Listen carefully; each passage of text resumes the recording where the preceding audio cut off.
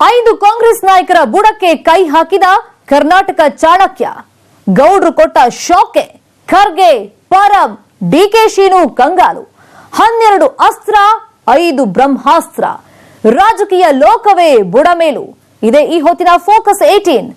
ಆಟ ಈಗ ಶುರು. ನಾನ್ ಶರ್ಮಿತಾ ಶೆಟ್ಟಿ.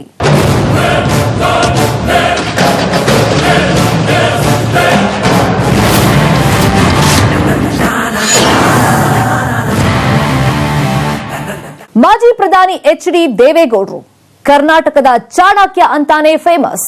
ಇವರು ರಾಜಕೀಯದಲ್ಲಿ ಚೆಕ್ ಇಟ್ರೆ ಎದುರಾಳಿಗಳು ಮಿಸ್ ಕಾಡೋಕೆ ಚಾನ್ಸೇ ಇಲ್ಲ. ಅಷ್ಟೊಂದು ಪವರ್ಫುಲ್ ಆಗಿರುತ್ತೆ ಗೌಡ್ರ ರಾಜಕೀಯ ನಡೆ. ಇದೀಗ ಇಂಥದ್ದೇ ಒಂದು ನಡೆ ಕೈ ನಾಯಕರನ್ನೇ ಕಂಗಾಲಾಗುವಂತೆ ಮಾಡಿದೆ. ದೇವೇಗೌಡರ ಅದೊಂದು ತಂತ್ರಕ್ಕೆ ಖರ್ಗೆ, ಪರಂ, ಡಿಕೆ ಶಿವಕುಮಾರ್ ಅಷ್ಟೇ ಅಲ್ಲ, ರಾಹುಲ್ ಗಾಂಧಿ ಕೂಡ ಶಾಕ್ ಆಗಿದ್ದಾರೆ. ಹಾಗಾದ್ರೆ ದೇವೇಗೌಡರ ಆ ಮಹಾನ್ ತಂತ್ರ ಏನು? ಅವರ ಬತ್ತಳಿಕೆಯಲ್ಲಿ ಇವೆಯಾ 12 ಅಸ್ತ್ರ, 5 ಬ್ರಹ್ಮಾಸ್ತ್ರಗಳು? ದೇವೇಗೌಡರ ಈ ತಂತ್ರಕ್ಕೆ ರಾಜಕೀಯ ಲೋಕವೇ ಬುಡಮೇಲಾಗುತ್ತಾ? ಇಷ್ಟಕ್ಕೂ ದೇವೇಗೌಡರು ಮಹಾನ್ ತಂತ್ರವನ್ನ ಕಾಂಗ್ರೆಸ್ ಮೇಲೆ ಪ್ರಯೋಗಿಸಿರೋದ್ಯಾಕೆ? ಆ ಇಂಟ್ರೆಸ್ಟಿಂಗ್ ಸ್ಟೋರಿ ಇದೀಗ ನಿಮ್ಮುಂದೆ. 5 ಕೈ ನಾಯಕರ ಬುಡಕ್ಕೆ ಕೈ ಹಾಕಿದ ದೊಡ್ಡ ಗೌಡರು.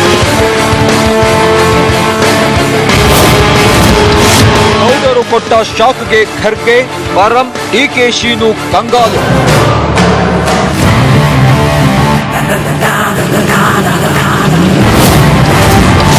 ಒಂದು ತಂತ್ರ, 12 ಅಸ್ತ್ರ, 5 ಬ್ರಹ್ಮಾಸ್ತ್ರ.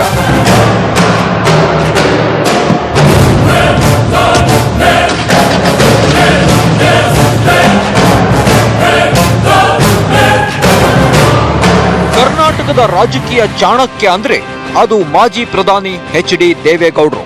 ರಾಜಕಾರಣದಲ್ಲಿ ಯಾವ ದಾಳವನ್ನ ಯಾವಾಗ ಹೇಗೆ ಉರುಳಿಸಬೇಕು ಅನ್ನೋದು ಗೌಡ್ರಿಗೆ ಚೆನ್ನಾಗಿ ಗೊತ್ತು. ಹೀಗಾಗಿ ಈ ಸಲ ದೇವೇಗೌಡರು ದೋಸ್ತಿ ಪಕ್ಷ ಕಾಂಗ್ರೆಸ್ ವಿರುದ್ಧವೇ ಒಂದು ದಾಳ ಉರುಳಿಸಿದ್ದಾರೆ. ಆ ದಾಳ ಒಬ್ಬರಲ್ಲ, ಇಬ್ಬರಲ್ಲ, ಒಟ್ಟು 5 ಕೈ ನಾಯಕರ ಬುಡಕ್ಕೆ ಬಲವಾದ ಪೆಟ್ಟು ಕೊಡೋ ಸಾಧ್ಯತೆ ಇದೆ. ಅವರ ರಾಜಕೀಯ ಜೀವನದ ಮೇಲೆ ಗಾಢ ಪರಿಣಾಮ ಬೀರೋ ಎಲ್ಲಾ ಲಕ್ಷಣಗಳು ಗೋಚರಿಸ್ತಾ ಇವೆ.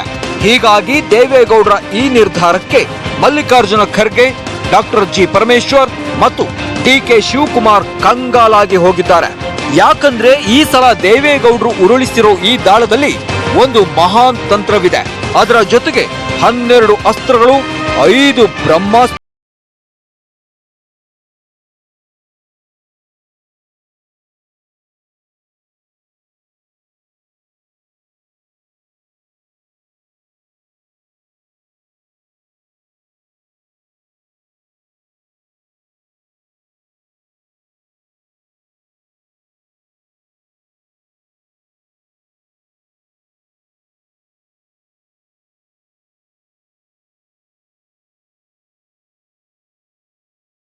ಆ ಡಿಸಿಷನ್ ಏನು? ಇವರ ಡಿಸಿಷನ್ ನಿಂದ ಯಾವ ಕೈ ನಾಯಕರ ಎದೆಯಲ್ಲಿ ನಡುಕ ಹುಟ್ಟಿದೆ? ಗೌಡ್ರ ಈ ನಿರ್ಧಾರ ಕೈ ನಾಯಕರಿಗೆ ನುಂಗಲಾರದ ಬಿಸಿತುಪ್ಪವಾಗಿ ಪರಿಣಮಿಸಿರುವುದಕ್ಕೆ?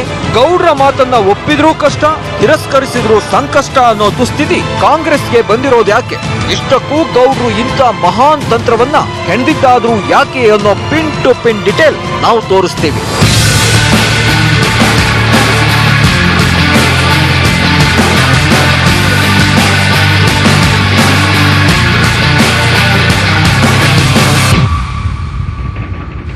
ರಾಜ್ಯದಲ್ಲಿ ಕಾಂಗ್ರೆಸ್ ಮತ್ತು ಜೆಡಿಎಸ್ ಸಮ್ಮಿಶ್ರ ಸರ್ಕಾರ ಅಸ್ತಿತ್ವಕ್ಕೆ ಬಂದು 7 ತಿಂಗಳು ಕಳೆದಿವೆ.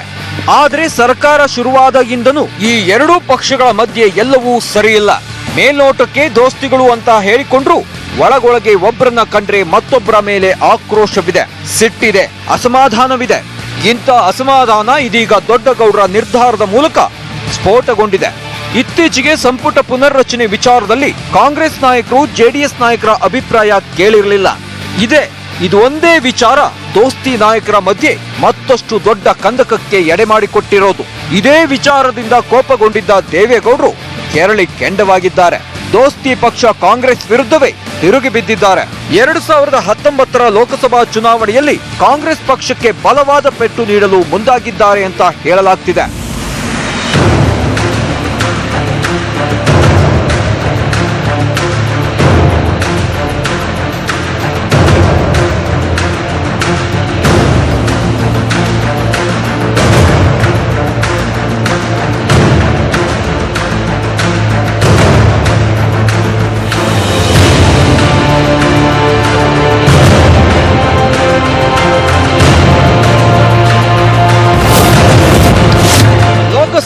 ಮಣ್ಣಿನ ಮಗನ ಮಾಸ್ಟರ್ ಪ್ಲಾನ್. ಆ ಪ್ಲಾನ್ಗೆ ಕಾಂಗ್ರೆಸ್ ಖಾತೆ ಕ್ಲೋಸ್ ಆಗುತ್ತಾ? ಹಾಗಾದ್ರೆ ಏನು ದೊಡ್ಡಗೌಡರ ಮಾಸ್ಟರ್ ಪ್ಲಾನ್? ಎಸ್, 2019ಕ್ಕೆ ದೊಡ್ಡಗೌಡರು ಒಂದು ಮಾಸ್ಟರ್ ಪ್ಲಾನ್ ಹೆಣೆದಿದ್ದಾರೆ. ಆ ಪ್ಲಾನ್ ಏನು ಅಂತ ಕೇಳಿ ಈಗಾಗಲೇ ಕಾಂಗ್ರೆಸ್ನ ಮಲ್ಲಿಕಾರ್ಜುನ ಖರ್ಗೆ, ಡಿಸಿಎಂ ಪರಮೇಶ್ವರ್ ಮತ್ತು ಜಲಸಂಪನ್ಮೂಲ ಸಚಿವ ಡಿಕೆ ಶಿವಕುಮಾರ್ ಅವರೇ ದಂಗಾಗಿ ಹೋಗಿದ್ದಾರಂತೆ. ನಿಜ ಹೇಳಬೇಕು ಅಂದ್ರೆ ದೇವೇಗೌಡರು ಆ ಪ್ಲಾನ್ ಅನ್ನ ಇವ್ರ್ಯಾರ ಬಳಿಯೂ ಡಿಸ್ಕಸ್ ಮಾಡಿಲ್ಲ. ಇವರ ಒಪ್ಪಿಗೆಯೂ ಗೌಡ್ರಿಗೆ ಬೇಕಾಗಿಲ್ಲ. ಹೀಗಾಗಿ ತಮ್ಮ ಮನದಲ್ಲಿರುವ ಆ ಪ್ಲಾನ್ ಅನ್ನ ಎಐಸಿಸಿ ಅಧ್ಯಕ್ಷ ರಾಹುಲ್ ಗಾಂಧಿಯ ಮುಂದಿಡಲಿದ್ದಾರೆ ಅನ್ನೋ ಮಾತುಗಳು ಕೇಳಿ ಬರ್ತಾ ಇವೆ. ಇಷ್ಟಕ್ಕೂ ಆ ಪ್ಲಾನ್ ಏನು ಗೊತ್ತಾ? ಅದೇ ಕಾಂಗ್ರೆಸ್ ಮತ್ತು ಜೆಡಿಎಸ್ 2019ರ ಲೋಕಸಭಾ ಚುನಾವಣೆಯನ್ನ ಜಂಟಿಯಾಗಿ ಎದುರಿಸೋದು. ರಾಜ್ಯದ 28 ಲೋಕಸಭಾ ಕ್ಷೇತ್ರಗಳ ಪೈಕಿ 12 ಕ್ಷೇತ್ರಗಳನ್ನ ಜೆಡಿಎಸ್ಗೆ ಬಿಟ್ಟುಕೊಡುವಂತೆ ರಾಹುಲ್ ಗಾಂಧಿಯವರ ಬಳಿ ಪ್ರಸ್ತಾಪ ಇಡೋದು.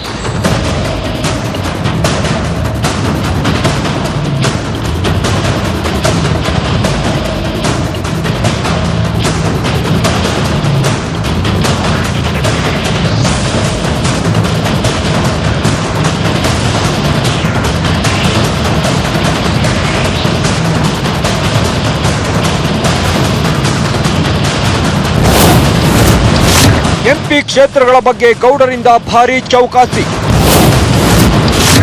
ಉಸ್ತುವಾರಿ ಕೆಪಿಸಿಸಿ ಅಧ್ಯಕ್ಷರ ಮೂಲಕ ಸಂದೇಶ. 28ರಲ್ಲಿ 12 ಕ್ಷೇತ್ರಗಳತ್ತ ಗೌಡರ ಕಣ್ಣು.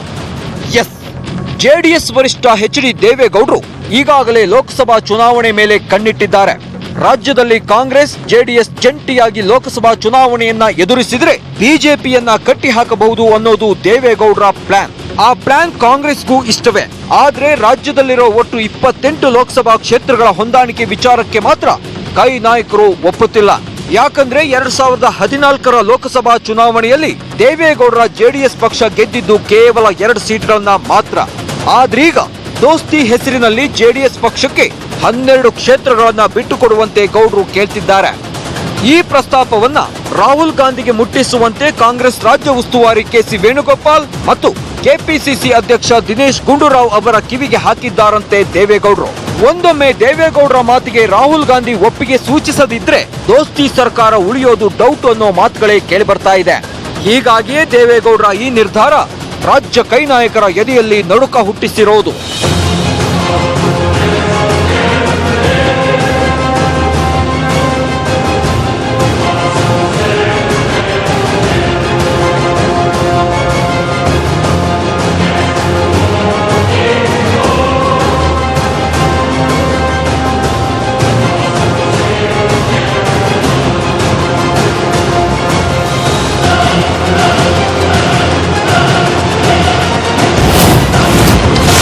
ಗೆಲ್ಲೋ ಕ್ಷೇತ್ರಗಳನ್ನೇ ಕೇಳಲು ಗೌಡರ ನಿರ್ಧಾರ. ಹಾಲಿ ಕೈ ಸಂಸದರಿರುವ 5 ಕ್ಷೇತ್ರ ಬೇಕಂತೆ. ಗೌಡರು ಕೇಳ್ತಿರೋ 5 ಕ್ಷೇತ್ರಗಳು ಯಾವುವು? ಎಸ್, ದೇವೇಗೌಡರು ಕಾಂಗ್ರೆಸ್ ಮುಂದಿಟ್ಟಿರೋ ಪ್ರಸ್ತಾಪದಲ್ಲಿ ಒಟ್ಟು 12 ಲೋಕಸಭಾ ಕ್ಷೇತ್ರಗಳ ಪೈಕಿ 5 ಕ್ಷೇತ್ರಗಳಲ್ಲಿ ಈಗಾಗಲೇ ಕಾಂಗ್ರೆಸ್ನ ಹಾಲಿ ಸಂಸದರಿದ್ದಾರೆ. ಹೀಗಾಗಿ ಒಂದೊಮ್ಮೆ ದೇವೇಗೌಡರ ಮಾತಿಗೆ ಎಐಸಿಸಿ ಅಧ್ಯಕ್ಷ ರಾಹುಲ್ ಗಾಂಧಿ ಒಪ್ಪಿದ್ರೆ ಆ 5 ಕೈ ಸಂಸದರಿಗೆ ಸಂಕಷ್ಟ ಎದುರಾಗಲಿದೆ. ರಾಜಕೀಯ ಭವಿಷ್ಯವೇ ಕತ್ತಲಾಗಲಿದೆ. ರಾಜ್ಯದಲ್ಲಿ ಕಾಂಗ್ರೆಸ್ನ ಅಸ್ತಿತ್ವಕ್ಕೆ ಧಕ್ಕೆ ಬಂದು ಒದಗಲಿದೆ ಅನ್ನೋ ಮಾತುಗಳು ಕೇಳಿ ಬರ್ತಾ ಇವೆ. ಅಷ್ಟಕ್ಕೂ ಗೌಡ್ರು ಕೇಳ್ತಿರೋ 12 ಕ್ಷೇತ್ರಗಳು ಯಾವುವು? ಹಾಸನ, ಚಿಕ್ಕಮಗಳೂರು, ಉಡುಪಿ, ಶಿವಮೊಗ್ಗ, ಮೈಸೂರು, ಕೊಡಗು, ಚಾಮರಾಜನಗರ, ಮಂಡ್ಯ, ಚಿತ್ರದುರ್ಗ, ಬೆಂಗಳೂರು ಉತ್ತರ, ಚಿಕ್ಕಬಳ್ಳಾಪುರ, ತುಮಕೂರು, ರಾಯಚೂರು ಮತ್ತು ವಿಜಯಪುರ. ಇಂಟ್ರೆಸ್ಟಿಂಗ್ ವಿಚಾರ ಏನು ಅಂದ್ರೆ ಈ 12 ಲೋಕಸಭಾ ಕ್ಷೇತ್ರಗಳಲ್ಲಿ ಸದ್ಯ 5 ಕ್ಷೇತ್ರಗಳಲ್ಲಿ ಕಾಂಗ್ರೆಸ್ನ ಹಾಲಿ ಸಂಸದರಿದ್ದಾರೆ. ಒಂದೊಮ್ಮೆ ರಾಹುಲ್ ಗಾಂಧಿ ದೇವೇಗೌಡರ ಮಾತಿನಂತೆ ಈ 12 ಕ್ಷೇತ್ರಗಳನ್ನ ಜೆಡಿಎಸ್ಗೆ ಬಿಟ್ಟುಕೊಟ್ರೆ ಈ 5 ಸಂಸದರು ಸಂಕಷ್ಟಕ್ಕೆ ಸಿಲುಕೋದು ಗ್ಯಾರಂಟಿ. ಅಷ್ಟಕ್ಕೂ 5 ಕ್ಷೇತ್ರಗಳು ಯಾವುವು ಅಂತೀರಾ? ತೋರಿಸ್ತೀವಿ ನೋಡಿ.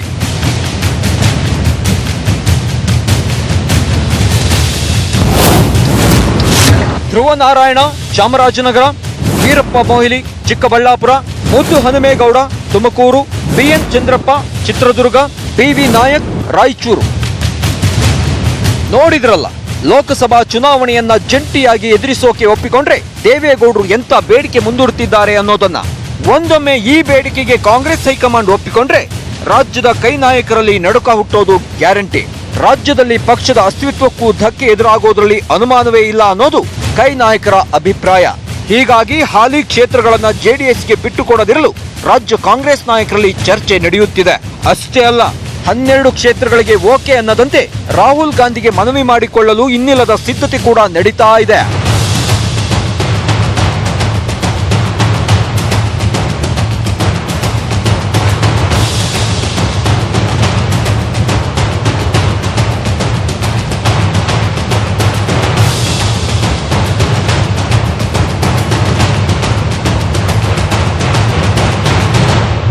ದೇವೇಗೌಡರ ಬಳಿ 12 ಅಸ್ತ್ರಗಳಿವೆ, 5 ಬ್ರಹ್ಮಾಸ್ತ್ರಗಳಿವೆ.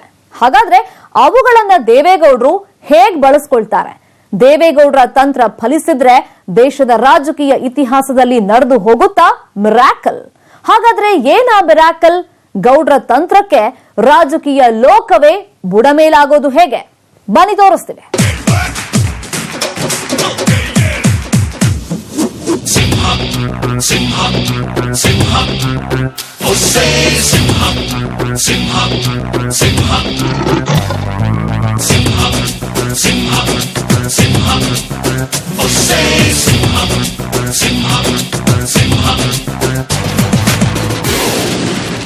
ದೇವೇಗೌಡರು ರಾಜಕೀಯ ಚದುರಂಗದಾಟದಲ್ಲಿ ಮಾಸ್ಟರ್. ಘಟಾನುಘಟಿ ಲೀಡರ್ಗಳಿಗೆ ಮುಟ್ಟಿ ನೋಡಿಕೊಳ್ಳುವಂತಹ ತಿರುಗೇಟು ನೀಡೋದಲ್ಲಿ ಚಾಣಕ್ಯ. ಇಂಥ ಚಾಣಕ್ಯ ಇದೀಗ ಮತ್ತೊಂದು ರಣತಂತ್ರ ಹೆಣೆದಿದ್ದಾರೆ. ಆ ರಣತಂತ್ರದಲ್ಲಿ 12 ಅಸ್ತ್ರಗಳಿವೆ, 5 ಬ್ರಹ್ಮಾಸ್ತ್ರಗಳಿವೆ. ಹಾಗಿದ್ರೆ ಏನಿ 12 ಅಸ್ತ್ರಗಳು 5 ಬ್ರಹ್ಮಾಸ್ತ್ರಗಳು ಅಂತೀರಾ? ಅವು ಬೇರೆ ಏನೂ ಅಲ್ಲ. 12 ಅಸ್ತ್ರಗಳು ಅಂದ್ರೆ ಕಾಂಗ್ರೆಸ್ ಬಳಿ ತಮಗೆ ಬಿಟ್ಟುಕೊಡಲು ಹೇಳಿರುವ 12 ಲೋಕಸಭಾ ಕ್ಷೇತ್ರಗಳು. 5 ಬ್ರಹ್ಮಾಸ್ತ್ರಗಳು ಅಂದ್ರೆ ಕಾಂಗ್ರೆಸ್ನ 5 ಹಾಲಿ ಸಂಸದರ ಸ್ಥಾನಗಳನ್ನ ತಮ್ಮ ಬುಟ್ಟಿಗೆ ಹಾಕಿಕೊಳ್ಳೋದು. ಹಾಗಿದ್ರೆ ದೇವೇಗೌಡರ ಈ ಅಸ್ತ್ರಗಳು ಮತ್ತು ಬ್ರಹ್ಮಾಸ್ತ್ರಗಳು ವರ್ಕೌಟ್ ಆಗ್ತಾವಾ? ಗೌಡ್ರ ಮಾತನ್ನ ಕಾಂಗ್ರೆಸ್ ಹೈಕಮಾಂಡ್ ಒಪ್ಕೊಳ್ಳುತ್ತಾ ಅನ್ನೋದೇ ಸದ್ಯದ ಕುತೂಹಲ. ಓಕೆ ಅನ್ನದಿದ್ದರೆ ಲೋಕ ಮೈತ್ರಿ ಕಟ್. ಪ್ರಿಯ ವೀಕ್ಷಕರೇ, ಮೊದಲೇ ಹೇಳದಂತೆ ದೇವೇಗೌಡರು ರಾಜಕೀಯ ಚಾಣಕ್ಯ. ಅವರು ಒಂದ್ ಹೆಜ್ಜೆ ಮುಂದಿಡಬೇಕು ಅಂದ್ರೆ 10 ಸಲ ಯೋಚನೆ ಮಾಡಿರ್ತಾರೆ. ಅದು ವರ್ಕೌಟ್ ಆಗುತ್ತೆ ಎಂದಾಗ ಮಾತ್ರ ಆ ಕೆಲಸಕ್ಕೆ ಕೈ ಹಾಕ್ತಾರೆ. ಹೀಗಾಗಿ ಈ ಸಲ ಗೌಡ್ರು ತಗೊಂಡಿರೋ ಡಿಸಿಷನ್ ಕೂಡ ವರ್ಕೌಟ್ ಆಗಲೇಬೇಕು ಅನ್ನೋದು ರಾಜಕೀಯ ಪಂಡಿತರ ಲೆಕ್ಕಾಚಾರ. ಯಾಕಂದ್ರೆ ಗೌಡ್ರ ನಿರ್ಧಾರವನ್ನ ಕಾಂಗ್ರೆಸ್ ಹೈಕಮಾಂಡ್ ನಾಯಕರು ತಿರಸ್ಕರಿಸೋಕೆ ಆಗೋದೇ ಇಲ್ಲ. ಒಂದೊಮ್ಮೆ ತಿರಸ್ಕರಿಸಿದ್ರೆ ಲೋಕಸಭಾ ಚುನಾವಣೆಯಲ್ಲಿ ಜೆಡಿಎಸ್ ಏಕಾಂಗಿಯಾಗಿ 28 ಕ್ಷೇತ್ರಗಳಿಂದಲೂ ಕಣಕ್ಕಿಳಿಯುತ್ತೆ. ಆಗ ಜೆಡಿಎಸ್ 1-2 ಸೀಟ್ಗಳನ್ನ ಗೆಲ್ಲಬಹುದು. ಆದ್ರೆ ಕಾಂಗ್ರೆಸ್ಗೂ ಟಫ್ ಫೈಟ್ ಕೊಡೋ ಸಾಧ್ಯತೆ ಇರುತ್ತೆ. ಇದರಿಂದ ಕಾಂಗ್ರೆಸ್ ಜೆಡಿಎಸ್ ಕಿತ್ತಾಟದಲ್ಲಿ ಬಿಜೆಪಿಗೆ ವರದಾನವಾಗೋದು ಗ್ಯಾರಂಟಿ ಅಂತ ಹೇಳಲಾಗುತ್ತೆ. ಹಾಗೊಮ್ಮೆ ಜಂಟಿಯಾಗಿ ಚುನಾವಣೆ ಎದುರಿಸಿದ್ರೆ ಬಿಜೆಪಿಗೆ ಟಫ್ ಫೈಟ್ ಕೊಟ್ಟು 28ರಲ್ಲಿ ಕನಿಷ್ಠ 20 ಸ್ಥಾನಗಳನ್ನ ದೋಸ್ತಿ ಲೀಡರ್ಸ್ ಗೆಲ್ಲಬಹುದು. ಹೀಗಾಗಿ ಗೌಡ್ರ ನಿರ್ಧಾರಕ್ಕೆ ಕಾಂಗ್ರೆಸ್ ಒಪ್ಕೋಬಹುದು. ಇನ್ನೊಂದು ಕ್ಯಾಲ್ಕುಲೇಷನ್ ಪ್ರಕಾರ ಒಂದೊಮ್ಮೆ ದೇವೇಗೌಡರು ಹೇಳದಂತೆ 28 ಕ್ಷೇತ್ರಗಳಲ್ಲಿ 12 ಕ್ಷೇತ್ರಗಳನ್ನ ಜೆಡಿಎಸ್ಗೆ ಬಿಟ್ಕೊಡದಿದ್ರೆ ದೇವೇಗೌಡರು ದೋಸ್ತಿ ಸರ್ಕಾರಕ್ಕೆ ಮುಳುವಾಗಬಹುದು. ಹೀಗಾಗಿ ಕಾಂಗ್ರೆಸ್ ಹೈಕಮಾಂಡ್ ದೇವೇಗೌಡರು ಹೇಳದಂತೆ ರಾಜ್ಯದ 12 ಲೋಕಸಭಾ ಕ್ಷೇತ್ರಗಳನ್ನ ಬಿಟ್ಕೊಡೋ ಎಲ್ಲಾ ಸಾಧ್ಯತೆಗಳಿವೆ. ಹಾಗೊಮ್ಮೆ ದೇವೇಗೌಡರ ಈ ಪ್ಲಾನ್ ವರ್ಕೌಟ್ ಆಗಿದ್ದೇ ಆದ್ರೆ ಮತ್ತೊಂದು ಮಿರಾಕಲ್ ಕೂಡ ನಡೆದು ಹೋಗುತ್ತೆ. ಅದೇ ದೇವೇಗೌಡರು ಮತ್ತೆ ಪ್ರಧಾನಿಯಾಗೋದು.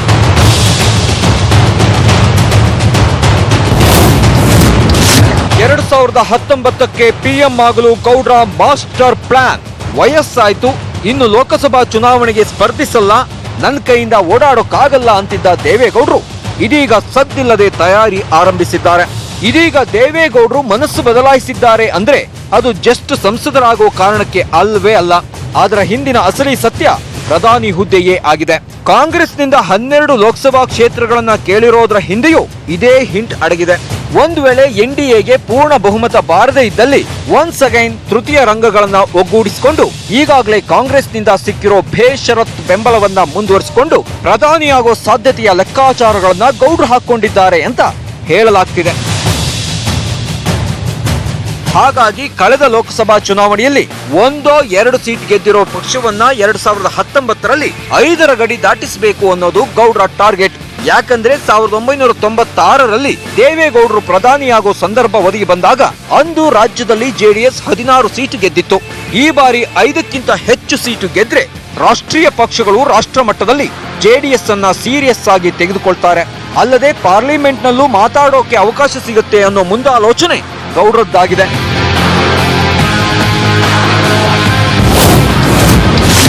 ರಾಹುಲ್ ಗಾಂಧಿ ಕನಸಿಗೆ ಎಳ್ಳು ನೀರು. 2019ರಲ್ಲಿ ದೇವೇಗೌಡರದ್ದೇ ಕಾರುಬಾರು. ಕುಮಾರಸ್ವಾಮಿ ಸಿಎಂ ಆಗಿ ಪ್ರಮಾಣ ವಚನ ಸ್ವೀಕರಿಸುವಾಗ ದೇವೇಗೌಡರು ಎಡಪಕ್ಷದ ನಾಯಕರನ್ನ ಆಹ್ವಾನಿಸಿದಾಗಲೇ ಅರ್ಥವಾಗಬೇಕಿತ್ತು ಗೌಡ್ರ ಲೆಕ್ಕಾಚಾರ ಬೇರೆಯೇ ಇದೆ ಅಂತ. ಆದ್ರೆ ಯಾರಿಗೂ ಅವತ್ತು ಅರ್ಥ ಆಗಿರಲಿಲ್ಲ. ಯಾಕಂದ್ರೆ ಅವತ್ತು ಮೈತ್ರಿ ರಚನೆ ಸಂದರ್ಭದಲ್ಲಿ ದೇವೇಗೌಡರು ರಾಜ್ಯದಲ್ಲಿ ಜೆಡಿಎಸ್ಗೆ ಸಿಎಂ ಸೀಟು ಬಿಟ್ಕೊಟ್ರೆ ಮುಂದೆ ಲೋಕಸಭಾ ಚುನಾವಣೆಯಲ್ಲಿ ಮಹಾಗಠಬಂಧನ್ ಮನವೊಲಿಸಿ ರಾಹುಲ್ಗೆ ಪಿಎಂ ಪಟ್ಟ ಕೊಡಿಸುವುದಾಗಿ ಸೋನಿಯಾ ಗಾಂಧಿಗೆ ಮಾತು ಕೊಟ್ಟಿದ್ರು ಅಂತ ಹೇಳಲಾಗ್ತಿತ್ತು. ಆದ್ರೆ ಮಹಾಗಠಬಂಧನ್ ಈಗ ಮುಗಿದ ಅಧ್ಯಾಯವಾಗಿದೆ. ರಾಹುಲ್ ನಾಯಕತ್ವವನ್ನ ಯಾರೂ ಒಪ್ಪಿಕೊಂಡಿಲ್ಲ. ಈ ರಾಜಕೀಯ ಸ್ಥಿತಿಗತಿ ನೋಡಿದ್ರೆ ಗೌಡ್ರು ಈಗ ಅದೃಷ್ಟ ಪರೀಕ್ಷೆಗೆ ಇಳಿಯೋ ನಿರ್ಧಾರ ಮಾಡಿದ್ದಾರೆ ಅಂತ ಹೇಳಲಾಗ್ತಿದೆ. ತೃತೀಯ ರಂಗಕ್ಕೆ ದಳಪತಿಯೇ ಲೀಡರ್. ಬಿಜೆಪಿಗೆ ಬಹುಮತ ತಪ್ಪಿದ್ರೆ ಗೌಡ್ರೆ ಕಿಂಗ್. ದೇವೇಗೌಡರು ಆ ಕಡೆ ಎಡಪಕ್ಷಗಳೊಂದಿಗೂ ಚೆನ್ನಾಗಿದ್ದಾರೆ, ಈ ಕಡೆ ಕಾಂಗ್ರೆಸ್ ಜೊತೆಗೆ ರಾಜ್ಯದಲ್ಲಿ ದೋಸ್ತಿಯಾಗಿ ಅಖಾಡಕ್ಕಿಳಿಯೋದನ್ನ ಹೇಳ್ಕೊಂಡಿದ್ದಾರೆ. ಹಾಗಾಗಿ 2019ರ ಮಹಾಸಮರದಲ್ಲಿ ಒಂದು ವೇಳೆ ಬಿಜೆಪಿ ಅಲ್ಪಮತಕ್ಕೆ ಕುಸಿದ್ರೆ ಕಾಂಗ್ರೆಸ್ ಹಾಗೂ ಎಡಪಕ್ಷಗಳ ಜೊತೆ ಸೇರ್ಕೊಂಡು ಸರ್ಕಾರ ರಚಿಸುವ ಉದ್ದೇಶ ಇನ್ನೂ ದೇವೇಗೌಡರಿಗಿದೆ. ಹಾಗೊಂದು ವೇಳೆ ಇಂತಹ ರಾಜಕೀಯ ಸಂದರ್ಭ ಬಂದ್ರೆ ಪ್ರಧಾನಿಯಾಗೋಕೆ ಎಲ್ಲರ ಒಪ್ಪಿಗೆ ಸಿಗೋ ಈ ಟೀಮ್ನ ಒನ್ ಅಂಡ್ ಓನ್ಲಿ ಲೀಡರ್ ಅಂದ್ರೆ ಅದು ದೇವೇಗೌಡರು ಮಾತ್ರ.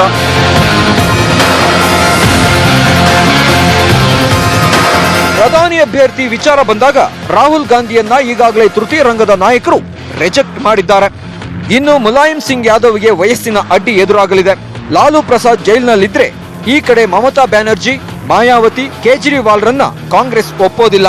ಹಾಗಾಗಿ ಈ ಒಂದು ಟೀಮ್ನಲ್ಲಿ ದೇವೇಗೌಡರ ನಾಯಕತ್ವವನ್ನ ಮಾತ್ರ ಹಿರಿತನ, ಅನುಭವ, ಜಾತ್ಯತೀತ ನಾಯಕ ಎಂಬ ಕಾರಣಕ್ಕೆ ಎಲ್ಲರೂ ಒಪ್ಕೊಳ್ಳೋ ಸಾಧ್ಯತೆ ಹೆಚ್ಚಿದೆ. ಹಾಗಾಗಿ ಅದೃಷ್ಟ ಈ ಮೂಲಕ ಒದಗಿ ಬರೋ ಚಾನ್ಸ್ ಇದ್ರೆ ಯಾವುದಕ್ಕೂ ಲೋಕಸಭಾ ಚುನಾವಣೆಯಲ್ಲಿ ಕನಿಷ್ಠ 5 ಸೀಟ್ ಗೆಲ್ಲೋದು ಉತ್ತಮ ಅನ್ನೋದು ಗೌಡ್ರ ಲೆಕ್ಕಾಚಾರ. ಹೀಗಾಗಿಯೇ ಕಾಂಗ್ರೆಸ್ಸನ್ನ ಇಕ್ಕಟ್ಟಿಗೆ ಸಿಲುಕಿಸಿ 12 ಕ್ಷೇತ್ರಗಳನ್ನ ಬಿಟ್ಟುಕೊಡುವಂತೆ ಪಟ್ಟು ಹಿಡಿದಿರೋದು.